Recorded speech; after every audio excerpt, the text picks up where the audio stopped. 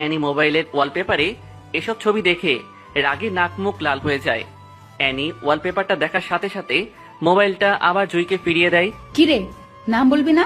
জুই তখন সবার সামনেই শান্তকে ফোন দিয়ে আসতে বলে।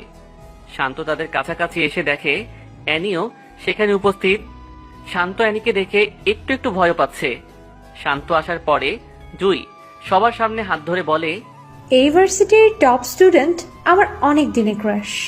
সেমিস্টার শেষের দিকে তাই আর দেরি না করে ওকে সব কথা বলে দিলাম।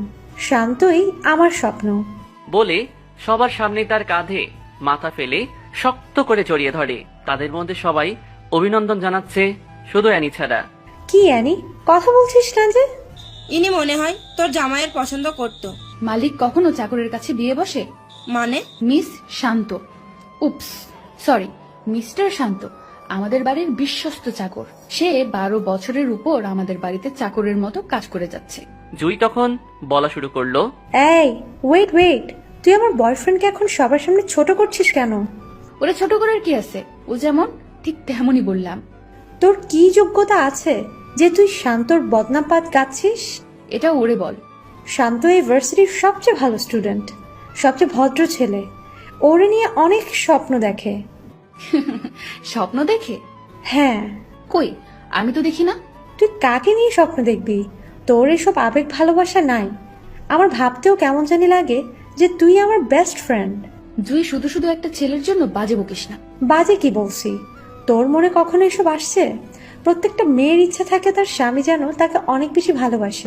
আমার শান্তকে আগেও ভালো লাগতো, আর এখন তো বয়ফ্রেন্ড, কয়দিন পরে স্বামী হবে। আমার মনে হয় তোর লাইফে এখনো টাকাওয়ালা ছেলে আসে নাই। এমন ছেলে আসলে যেভাবে হোক নিজের করে নিস বলে শান্তর হাত ধরে অন্য কোনো জায়গায় যায়।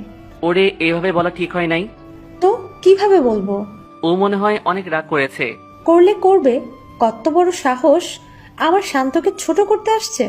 বলে জুই শান্তর কাঁধে মাথা রেখে নিঃশ্বাস ফেলে। শান্ত তখন মাথায় হাত রেখে কপালে একটা চুমু খেয়ে এক হাত দিয়ে জড়িয়ে ধরে। অ্যানি বাসায় গিয়ে জুইয়ের কথাগুলো ভাবছে। আসলেই তো আমি কখনো প্রেমে পড়িনি। আমি এমন কেন? কত ছেলেই তো প্রপোজ করেছে, কিন্তু কারো প্রেমে সাড়া দেই না। শান্তরে দেখতেও তো ভালোই লাগে, কিন্তু আমি কেন ওর সাথে এমন করি? আর জুই আমাকে এমন ভাবলে ভাবুক, আমিও দেখব তাদের প্রেম কতটুকু যায়। এই সবার সামনে এসব কি করছো? তো কি হয়েছে? বলে শান্তর ঠোঁটে আরেকটা কিস দেয়। অ্যানি এসব দেখে রাগী মুখে সামনে থেকে চলে যায়। ক্লাস শেষে শান্ত আর জুই একসাথে হাত ধরে হেঁটে হেঁটে বাহিরের দিকে যাচ্ছে, আর অ্যানি তাদের দিকে